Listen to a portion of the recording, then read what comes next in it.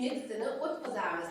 Quvnoqchan paligimiz bizga alifbodagi harflarni nechinchi o'rinda joylashganini topishga yordam beradi. Bilasizlar, alifboda harflar qanday turadi bilan? Ko'ramiz. Hop, Imona. Ketma-ketlikda. Barakalla. Birinchi bo'lib qaysi harfimiz boshlanadi? A harfimiz.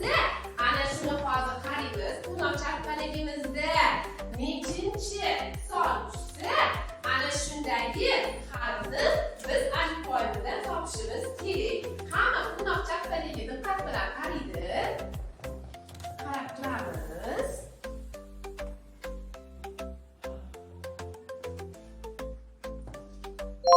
Chappalimiz aylanishni boshladi. Qaysidan tushdi? Hop, nechinchi son tushdi? 12. Layza qaysi harf ekan 12da? M harfi. Barakalla. Qarang, bizning daraxtimiz bo'sh turibdi. Hozir biz sizga bu yerga mevalarni ilishga yordamlashamiz. Demak, meni qo'limda mevalar turibdi. Alifboyimizda M harfimiz tushdi. Hammangizga mevalarni tarqatishni boshlayman va hozir biz siz bilan 1 daqiqa metodini amalga oshiramiz. Tayyor bo'lib turing. 1 daqiqa metodini ishlaymiz. Qo'limizga bittalarimizni olamiz.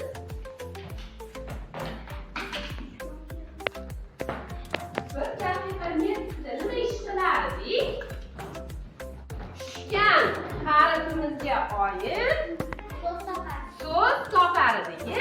Demak, hozir tarqatgunimcha so'zlarni o'ylab turamiz. Qaysi harfdan so'z topamiz?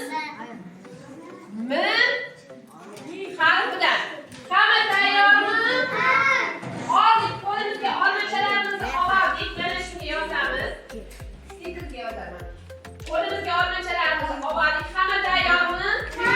1 daqiqa. Men soatga qarayman. Demak, 1 daqiqa.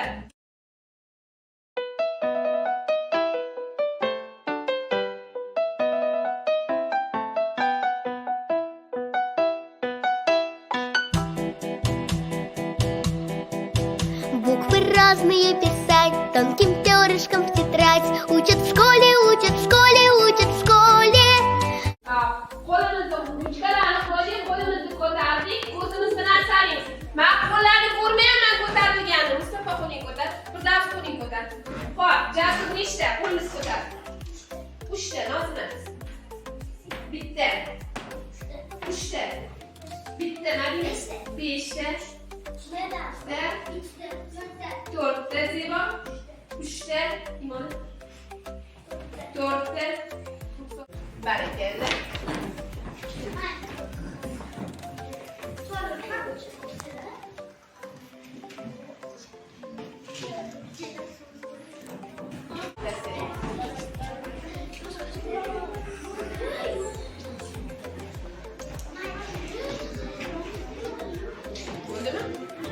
Mana endi bo'g'inga bo'lgan o'qishlarimizni tekshirib olamiz. To'g'ri bo'g'inga bo'lishgani.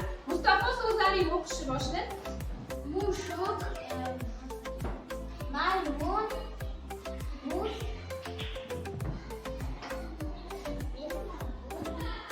mana, maktab, mara. Barakalla. Juda ham to'g'ri so'zlarni bo'g'inga bo'libsan. Barakalla. Qani, ana endi Mustafa juda ham